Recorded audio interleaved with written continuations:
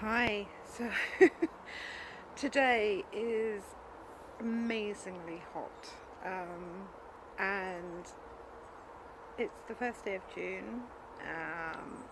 Pretty much everything that needs to be planted has been planted. It feels weird just to be able to relax in the garden. Typical, isn't it? Plane goes over just as I'm recording. It seems weird to just be relaxing. It's hot, too hot really to be doing anything anyway. I can't feel guilty because pretty much everything's done, as in planting wise. It's been a really intense but enjoyable journey this year. So I'll last with the glasses off as long as I can.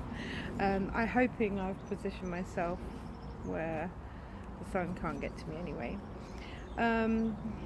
So I made the decision at the beginning of the year, and it was right at the beginning of the year, that I was going to build my raised planters this year.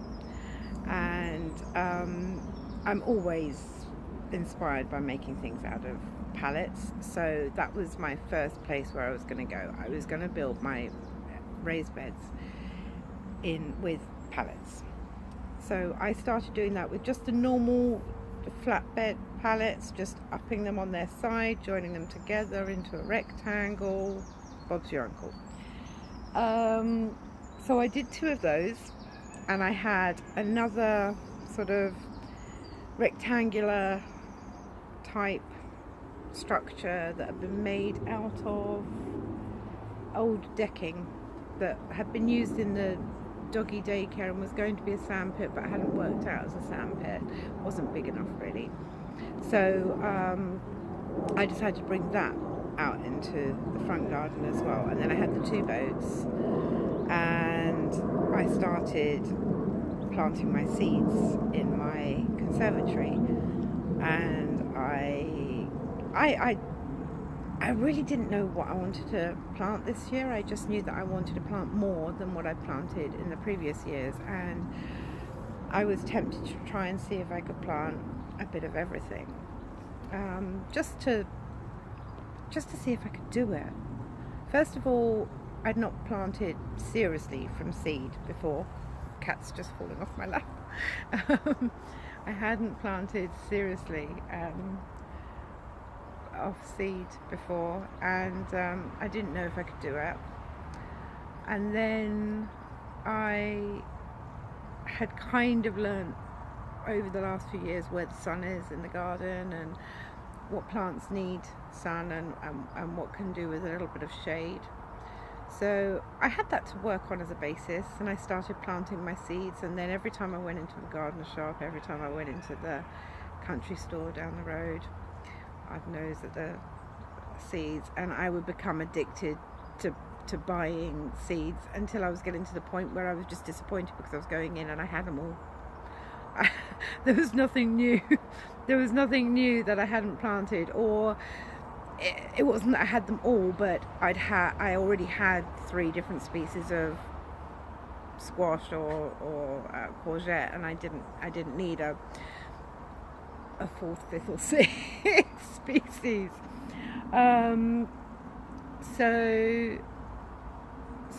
So then my seed trays in my conservatory started to come to life, and I was quite amazed. Last year the carrots had done well by seed, but I'd had no luck with the spinach or the rocket. The homegrown peppers hadn't done too badly, but I wasn't convinced. I thought 50%. You're right there with your tongue stuck out, darling. I don't know if you took a knock in the few months, but this sticking out of a tongue is a new thing that he does, and sometimes I just wonder if something knocked a few senses out of him. Not that he's any different in any other manner whatsoever. So I wasn't convinced that my seeds were going to do particularly well. I thought 50% probably would germinate. I'd probably kill some of them on the way. I'm going to slide down a bit. So I'd be lucky if somewhere between 30 and 50% of the seeds that I planted would end up being plants in my garden.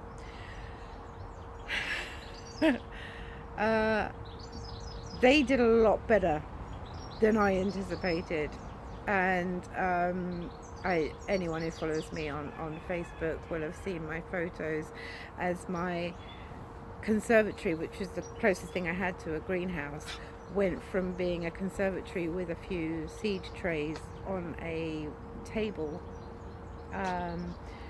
to me turning every feasible bit of space into a surface, using the trays from giant dog crates as sort of solid surfaces that would increase the size of a small table into a large table, that would span the span the arms of the armchair and make that into a solid surface. Would just increase a table by two pots worth of space. Everything was just turned into a jungle. It was a beautiful place to spend an hour in the morning just tweaking and playing plant Tetris, to try and fit or juggle more in as more needed to be transplanted from the little seed pods into little plant pots. And it soon became evident that they were going to have to move outside. I was going to have to start moving stuff outside, but the temperatures weren't warm enough. And so instead I just continued to squeeze around and use floor space and everything I possibly could in order to make space, and start to acclimatise some of them with the outdoor space. Luckily I had the big pergola, so I was able to put some stuff out on a surface under the pergola, which has a roof on it, so it wasn't as warm as the conservatory, but it still managed to keep some of them a little more protected from the elements. Meanwhile, I was kind of realizing how well my seeds had actually done, and looking at my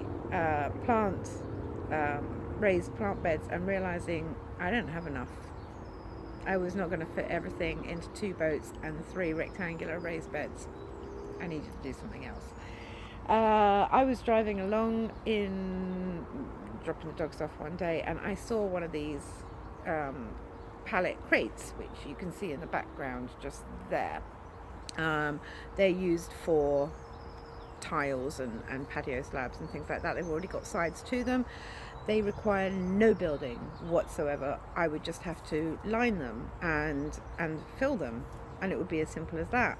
And I thought, I can do that because the majority of this that you see that I've built over this last few months, I've done myself. I've had a little bit of help with hold on 2 seconds. The neighbours have just turned up, and normally that sets off all the dogs barking, and they haven't noticed. And in any second now there's going to be the gate opening, which is quite noisy. It can be quite noisy, maybe quiet. I don't know whether to keep talking to you or not. I'm looking forward to when we have big gates on the front to give us a little bit more privacy, because I've got security here with the fences, but I have got off of my parking space a large gap where we drive in, and a nice pair of solid gates there so the neighbours can't see us and looking at me when I'm doing my gardening would be great. Anyway, so yes, so the majority of this I've put together. I've had some help, thank you so much, to Anita and Ella and Brian for helping me shift some of the dirt. That was the expensive bit. Having got all the containers built, that was absolutely fine. There was no expense apart from a few screws to put those together. But buying the soil to fill the containers, that's where the expense came in. So I had some help there. I couldn't have done it without them. That was hard work. That was really hard work, shifting that earth. But we did it.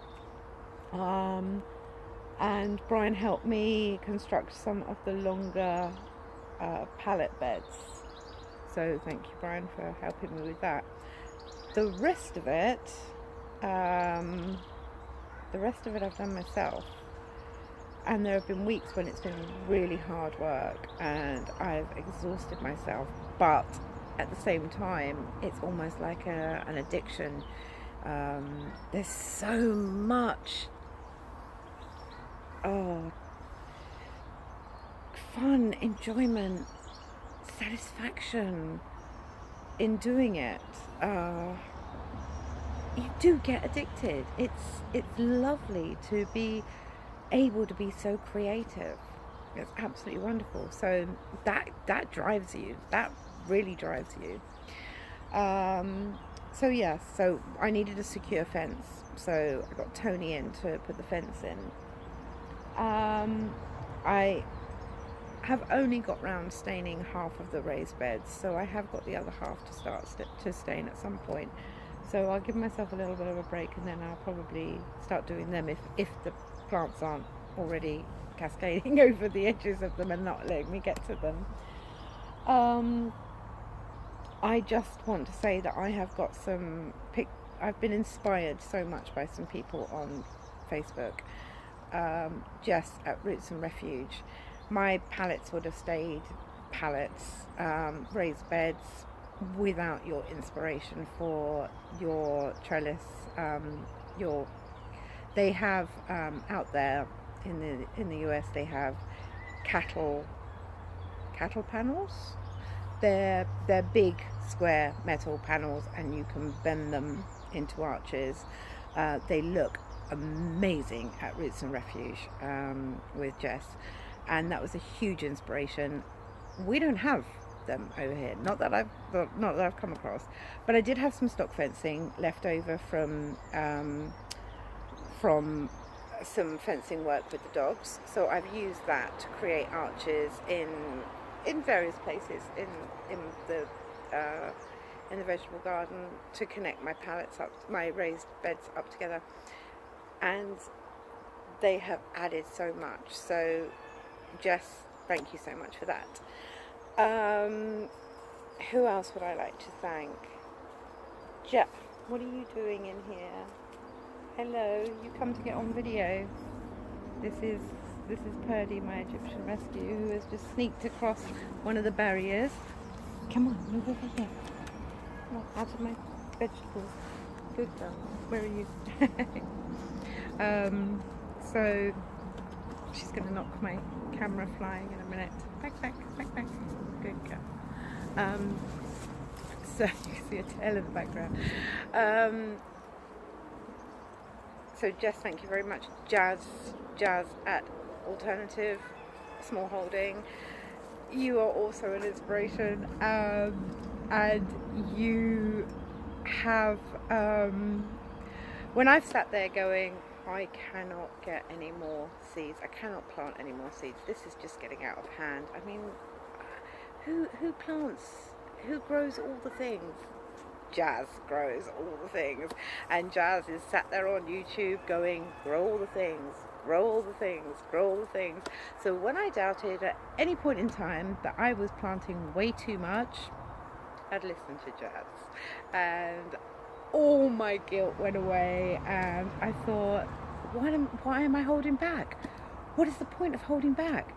They're seeds, they're growing plants, most of them are annuals, and at the end of the day, I think that was a fly and Purdy wanted to get it.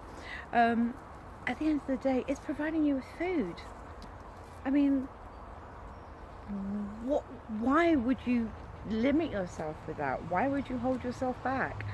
Her motto is grow all the things, and well done, Jazz, and thank you very much for your inspiration.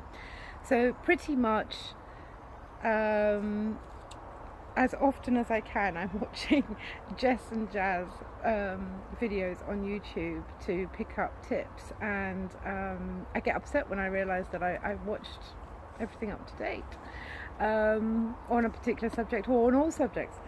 Other people I'd like to thank. So a couple of other channels that I like to follow are James with his food forest. He has been an inspiration.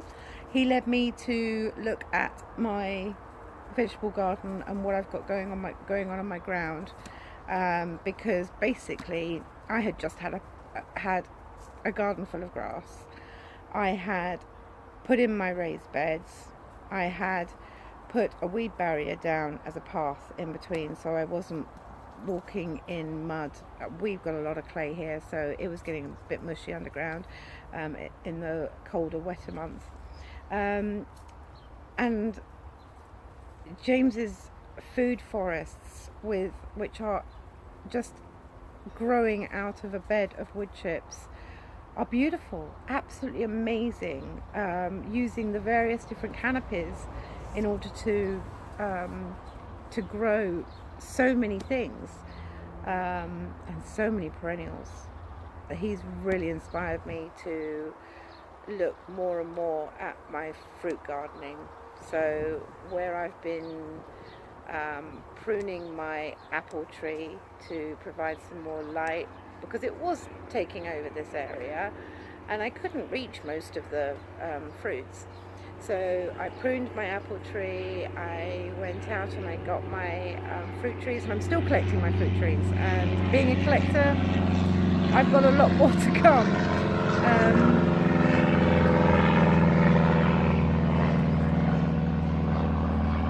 And my berry and currant bushes, they're all making their way into my garden, and that's all thanks to James. And then I think my last bit of entertainment comes from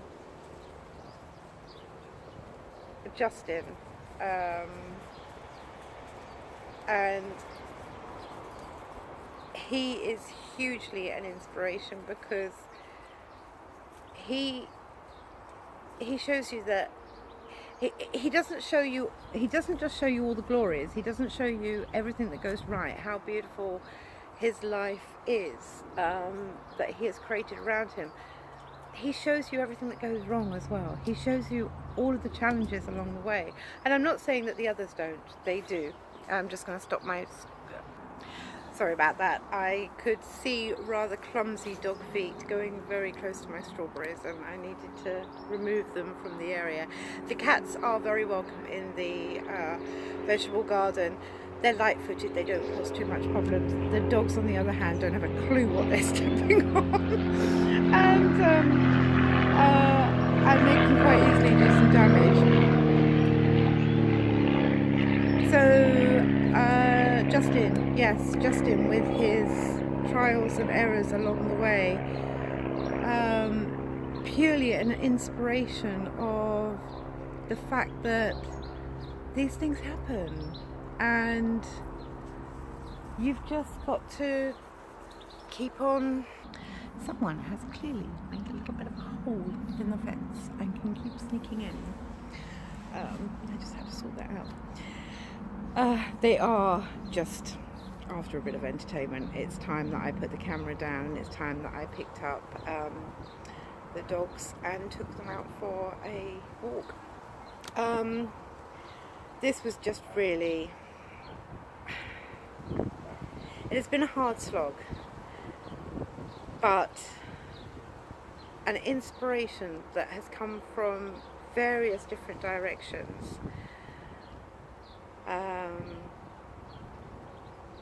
a passion that has come from within has kept me going the whole time. And that goes through the physical and the emotional ups and downs along the way. And looking now, I know I've still got a lot to learn. I have planted things far too densely. I've got to learn about spacing out. I need to learn more about growing one plant beautifully rather than growing 10 or more satisfactorily. And now, of course, thanks to Jess, heirlooms has become a new interest of mine. So when this year, I'm really thankful that I have grown all the things, or most of the things. I've grown most of the things, or I'm growing most of the things, to see if I can. More to the point, can I grow everything from seed? I've bought plants in the past because I didn't have faith that I could grow from seed. This year has taught me that I can grow from seed. Now I'm gonna see how this year pans out, how it goes, how much I reap. I'm not going to be too disappointed when things go wrong, but I'm sure along the way there will be some. And then I have a feeling next year it's going to be into the heirlooms. Let me focus on what plants I'm actually planting. These are all run-of-the-mill species that you can get at your average garden centre. When you walk into the garden centre and there's loads of seed packets on the walls in their racks, that is what I've been planting this year. And if all goes well, next year it'll be the heirlooms that I will be looking at. Rare species, the unusual, that's what I aim at. But right now it's a beautifully warm, hot June the 1st, and I'm just going to sit in my garden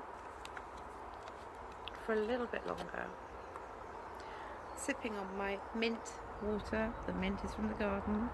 There's not much that can be harvested right now. Radishes, radish tops, and my mint, and the odd leaf off of here and there, just to taste to see how it's coming along. I think Simba and I are just going to sit back and listen to the birds for a little bit longer before taking the dogs out. So enjoy the rest of your day or evening, whatever time you're watching this, and please be inspired. Just don't hold back. Just go for it. Try a little bit of this, try a little bit of that, and if you're anything like me, you will be growing all the things, and you will be inspired to dive straight into the world of vegetables and fruit growing. And if I can have my own way, maybe chickens. I don't know. We'll see. Don't hold your breath, but watch the space. Take care.